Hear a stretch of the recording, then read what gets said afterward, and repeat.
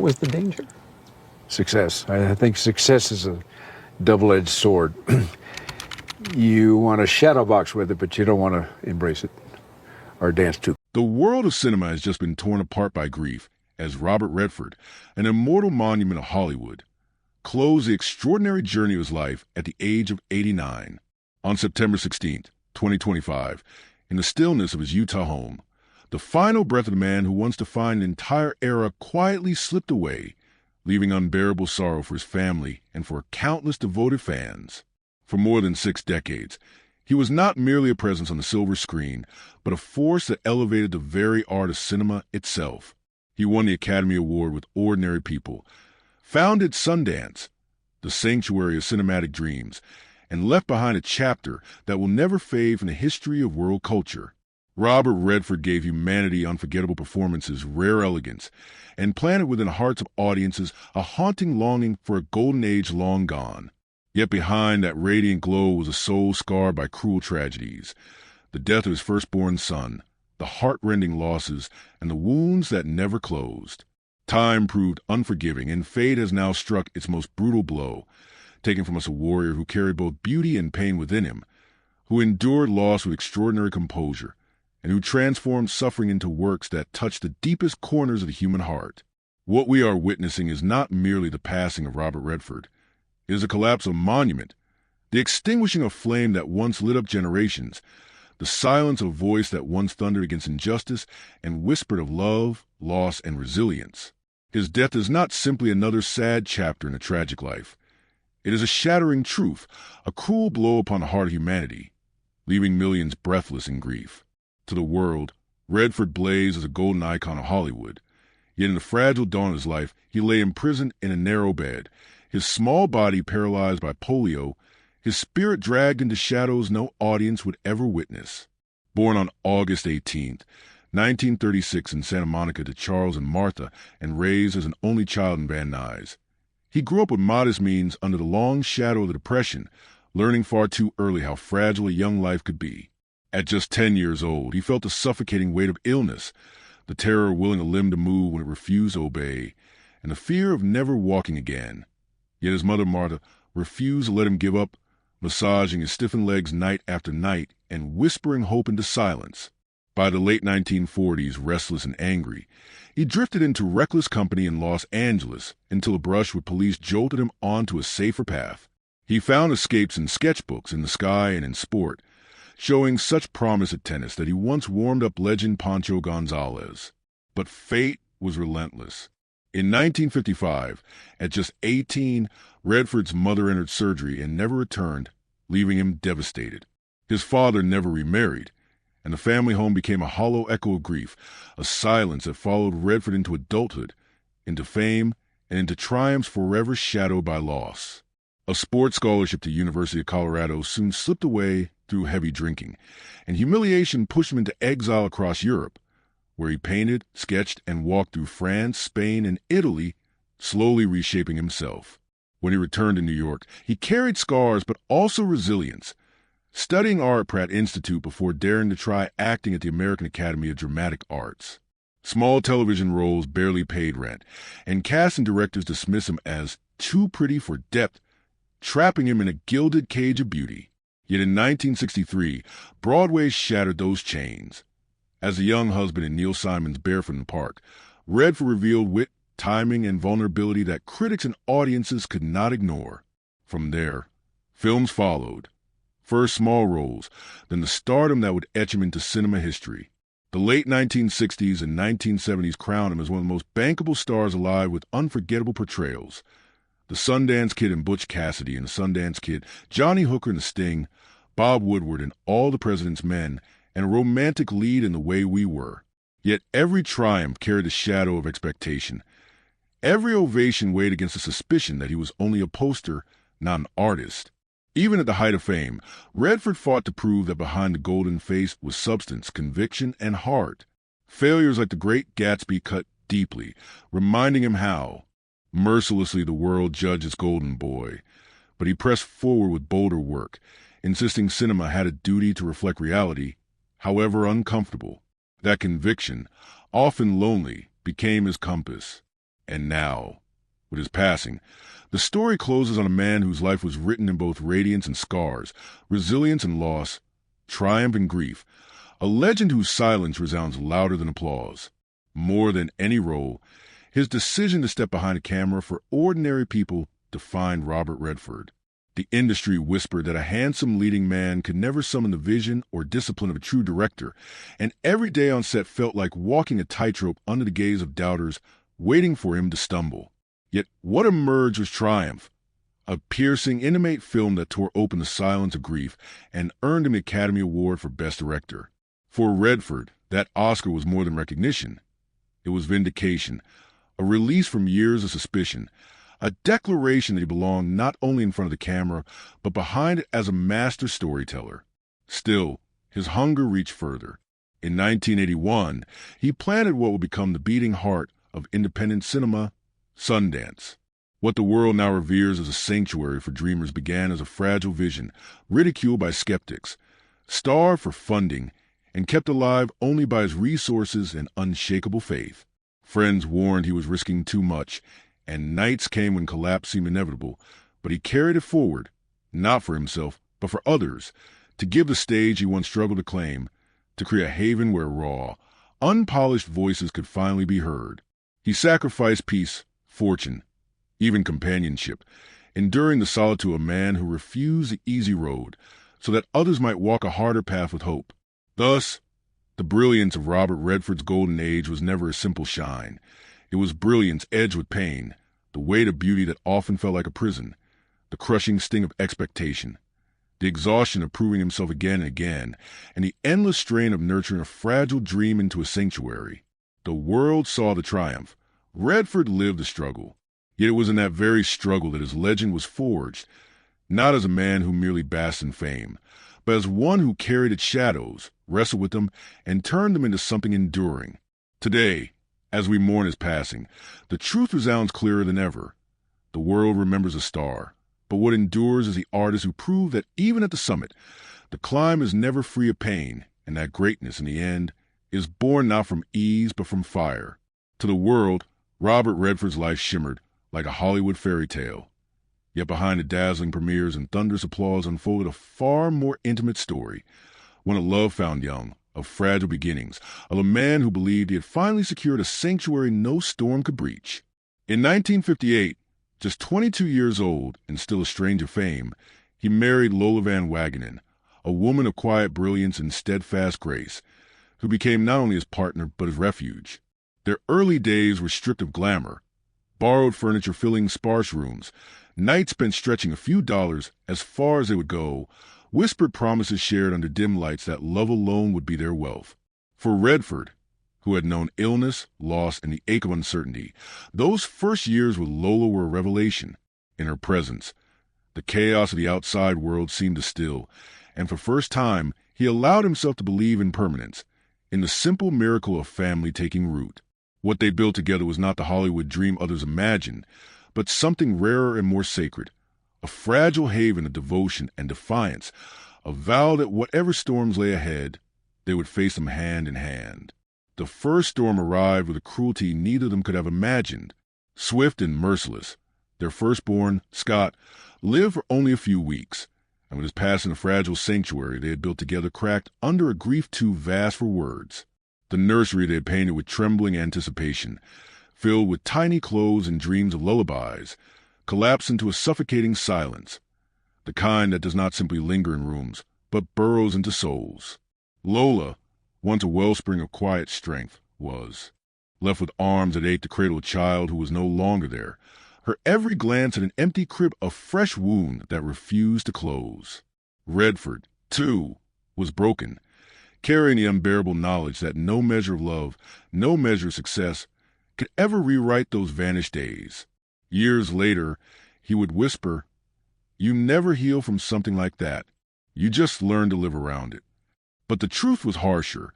The loss did not just surround him. It lived within him, shaping the silence of mornings that felt hollow, the forced smiles that faltered before reaching his eyes, and the unspoken shadow that sat between husband and wife at the quietest hours of night. To the world, he would become the Sundance Kid, a man who seemed untouchable, But to himself and Alola, he was forever a father and mother scarred by the ghost of the son taken too soon, their love carrying not only devotion, but the unbearable weight of absence. When James Jamie arrived, hope returned to their home like a fragile flame trembling against the wind, but it was a light forever stalked by shadows. Born too soon, his body delicate and unprepared for the world, every breath he took was a battle, every day of victory carved from suffering. Hospital corridors replaced playgrounds. Sterile machines became lullabies, and medical charts filled with ominous numbers became a language his parents had no choice but to master. Jamie endured it all, endless treatments, multiple surgeries, 2 liver transplants, and with each fragile recovery, it was as though he borrowed strength not only from his own will, but from the hearts of those who loved him. For Robert Redford, the double life was merciless. By day, beneath the blinding lights of Hollywood, he carried the image of control and charm the world demanded.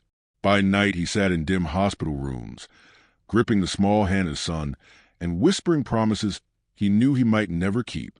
Scripts traveled with him into waiting rooms, dialogue rehearsed in silence while his own heart thundered with dread. He once admitted to a friend, "It was like living under skies that never cleared. You never knew when the storm would break." And the storm did break. In 2020, after decades of unimaginable resilience, Jamie's long fight ended with cancer of the bile ducts at 58. For Redford, by then a frail old man himself, the loss was unbearable, not just as a father, but as a man condemned to live through fate's cruel symmetry. The echo of Scott's death in infancy reverberated across the decades, as if the universe had circled back to reopen a wound that had never truly closed. 2 sons taken in different ways, but leaving the same devastating silence, became the unshakable shadow, haunting every triumph of his life. To the world, Robert Redford was a legend, immortalized on screen.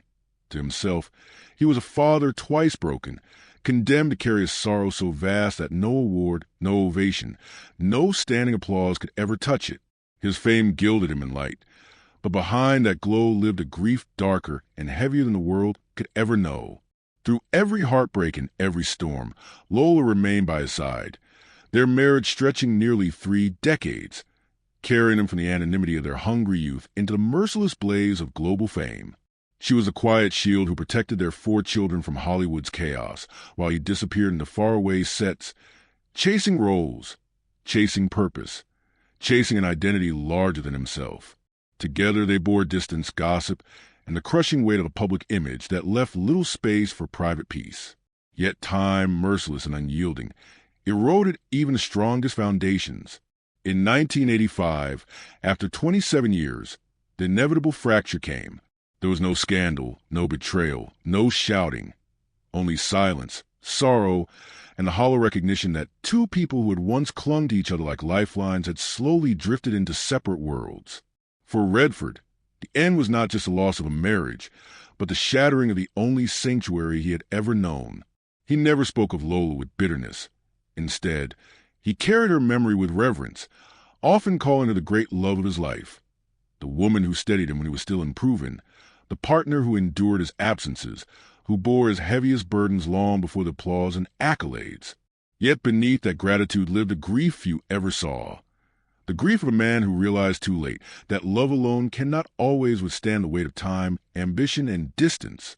For all his triumphs, the collapse of that bond was a wound as profound as any loss he ever suffered.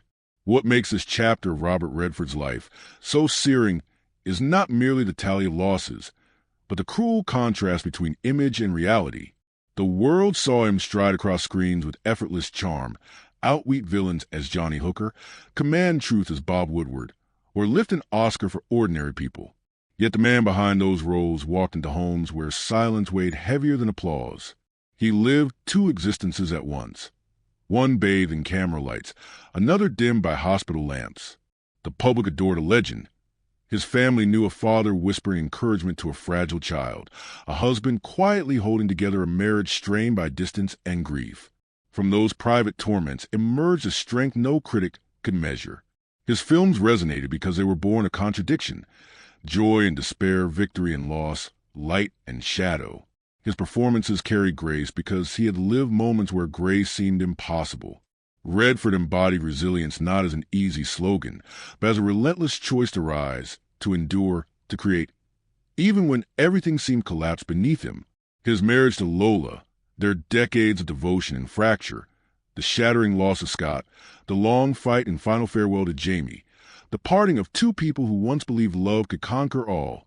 These are not side notes to his career, but the crucible of his humanity.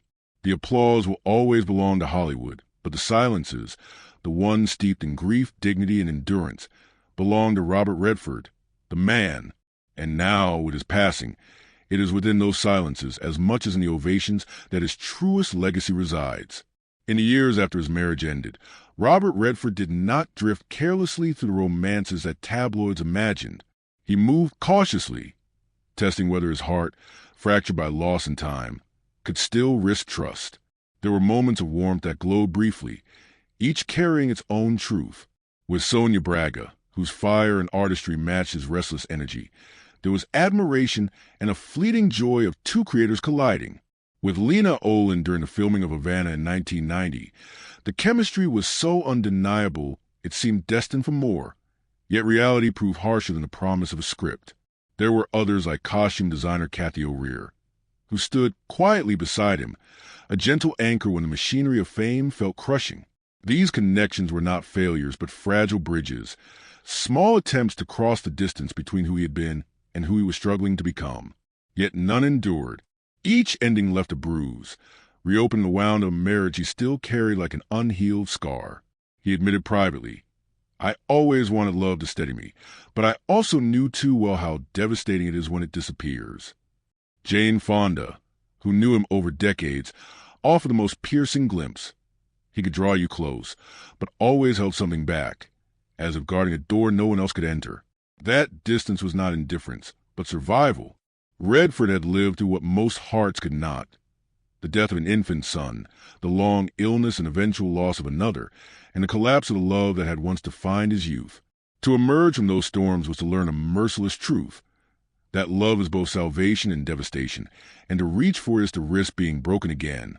And yet, he never stopped reaching. Behind the immaculate image of the Hollywood legend was not a man chasing conquest, but a man chasing resonance, yearning for someone who could share not the glamour of premieres but the silence of night. Sometimes he found it for a season, sometimes only for a fleeting moment, and each departure left him with sorrow, but also insight. What remained was not scandal, but the ache of almost brief flames that warmed before fading into embers. If his first marriage was the foundation of his youth, these later loves were brushstrokes, imperfect, incomplete, but real. They mattered because they revealed Redford not as an untouchable icon, but as a man scarred yet still open, a man who carried grief yet. Triumphs. The collapse of that bond was a wound as profound as any loss he ever suffered. What makes this chapter of Robert Redford's life so searing is not merely the tally of losses, but the cruel contrast between image and reality. The world saw him stride across screens with effortless charm, outwit villains as Johnny Hooker, command truth as Bob Woodward, or lift an Oscar for ordinary people. Yet the man behind those roles walked into homes where silence weighed heavier than applause. He lived two existences at once, one bathed in camera lights, another dimmed by hospital lamps. The public adored a legend. His family knew a father whispering encouragement to a fragile child, a husband quietly holding together a marriage strained by distance and grief. From those private torments emerged a strength no critic could measure. His films resonated because they were born of contradiction, joy and despair, victory and loss, light and shadow. His performances carried grace because he had lived moments where grace seemed impossible. Redford embodied resilience not as an easy slogan, but as a relentless choice to rise, to endure, to create, even when everything seemed collapsed beneath him. His marriage to Lola, their decades of devotion and fracture, the shattering loss of Scott, the long fight and final farewell to Jamie, the parting of two people who once believed love could conquer all. These are not side notes to his career, but the crucible of his humanity. The applause will always belong to Hollywood, but the silences, the ones steeped in grief, dignity, and endurance, belong to Robert Redford, the man. And now, with his passing, it is within those silences, as much as in the ovations, that his truest legacy resides. In the years after his marriage ended, Robert Redford did not drift carelessly through the romances that tabloids imagined. He moved cautiously, testing whether his heart, fractured by loss and time, could still risk trust. There were moments of warmth that glowed briefly, each carrying its own truth. With Sonia Braga, whose fire and artistry matched his restless energy, there was admiration and a fleeting joy of two creators colliding. With Lena Olin during the filming of Havana in 1990, the chemistry was so undeniable it seemed destined for more, yet reality proved harsher than the promise of a script. There were others like costume designer Kathy O'Rear, who stood quietly beside him, a gentle anchor when the machinery of fame felt crushing. These connections were not failures but fragile bridges, small attempts to cross the distance between who he had been and who he was struggling to become. Yet none endured. Each ending left a bruise, reopened the wound of a marriage he still carried like an unhealed scar. He admitted privately, "I always wanted love to steady me, but I also knew too well how devastating it is when it disappears." Jane Fonda, who knew him over decades, offered the most piercing glimpse. He could draw you close, but always held something back, as if guarding a door no one else could enter. That distance was not indifference, but survival. Redford had lived through what most hearts could not. The death of an infant son, the long illness and eventual loss of another, and the collapse of the love that had once defined his youth. To emerge from those storms was to learn a merciless truth, that love is both salvation and devastation, and to reach for it is to risk being broken again. And yet, he never stopped reaching. Behind the immaculate image of the Hollywood legend was not a man chasing conquest, but a man chasing resonance, yearning for someone who could share not the glamour of premieres but the silence of night. Sometimes he found it for a season, sometimes only for a fleeting moment, and each departure left him with sorrow, but also insight. What remained was not scandal, but the ache of almost brief flames that warmed before fading into embers. If his first marriage was the foundation of his youth, these later loves were brushstrokes, imperfect, incomplete, but real. They mattered because they revealed Redford not as an untouchable icon, but as a man scarred yet still open, a man who carried grief yet. Robert Redford refused to let loss have the last word, even in solitude until his final days. He remained a believer in love, knowing full well it could wound, yet holding on to the fragile, unyielding hope that it might also heal. To speak of his life is to speak not only of roles and triumphs, but the rare souls who walked beside him, leaving imprints deeper than fame itself. Among them, none marked him more profoundly than Natalie Wood and Paul Newman, two companions who entered at different chapters, yet whose departures carved voids no ovation could ever fill. Natalie appeared in his orbit in the early 1960s, when both were still young actors stumbling into Hollywood's merciless glare, and what began as professional partnership quickly grew into a sibling-like trust. Two fragile spirits holding on to each other in an industry that judged without mercy. Redford later recalled how her kindness steadied him in those uncertain years, how she encouraged him when he faltered in the terrifying leap from stage to screen. Then in 1981 came the call that shattered him. Natalie had drowned at just 43, her life ending suddenly in waters that left more questions than answers. To the world it was a headline, but to Redford it was the brutal silence of a voice he had leaned on, the hollow where a friend's laughter once lived. If her loss was a sudden wound, Paul Newman's passing decades later was a slower, heavier cut. From the day they joined forces in Butch Cassidy and the Sundance Kid, their chemistry lit up the screen, but off-screen it gave birth to brotherhood. They raced cars, shared confidences, and laughed through storms, Newman becoming the anchor who understood the peculiar loneliness of fame without a word. Time, however, was merciless. Lung cancer dimmed Newman's vitality, and when he died in 2008, Redford mourned not a colleague but a brother, confessing simply, "There's a hole in my life now." To lose Natalie in midlife and Newman in later years was to know grief in two devastating shades. The shock of flame extinguished too soon, and the long agony of watching illness claim what once seemed unshakable. Yet amid their absence, he carried gratitude. For Natalie's kindness when he was unsteady, for Newman's laughter that steadied him through storms. Behind the myth of the Sundance Kid was a man who, in his final years, lived in a theater of memory, applauding ghosts who would never return to the stage. By the late 1990s, His story softened into something more fragile and human when he met Sibylle Sagers, a German-born artist whose world was not measured in scripts or premieres but in brushstrokes and silence. Where Hollywood demanded noise, she offered stillness. Where scars remained, she created space. Meeting her, he once said, felt like watching rain fall across a desert. Their love, steady and unhurried, carried the rhythm of two souls weathered by storms. By the time they married in 2009, he described it simply, it feels like a new life. With Sibylle, he was not the star or legend, but a man weathered by grief yet no longer crushed by it. Together they created The Way of the Rain, part art, part prayer.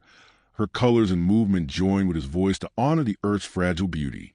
To audiences, it was performance. To them, devotion. In her presence, he discovered that healing was not the absence of wounds, but the presence of grace.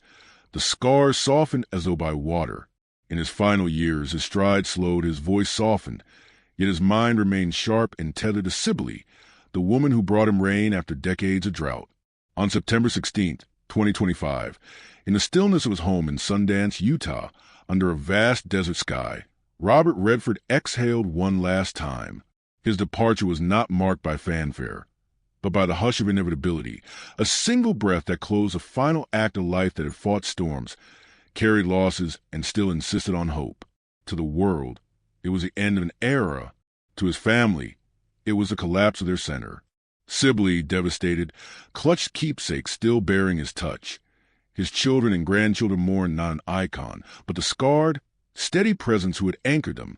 His passing reopened every wound. Scott gone in infancy, Jamie after decades of illness, the absences of Natalie and Newman, and left silence sharper than applause could conceal. Headlines roared, tributes poured, but in Utah, grief was private and raw. Yet as his family must, they will carry him forward, honoring him not in premieres but in rituals of memory, in storms recalling his resilience, in rainfall whispering of healing. For Redford's true greatness was never Hollywood's shine, but the endurance of a human heart. He was not just the face of a golden age.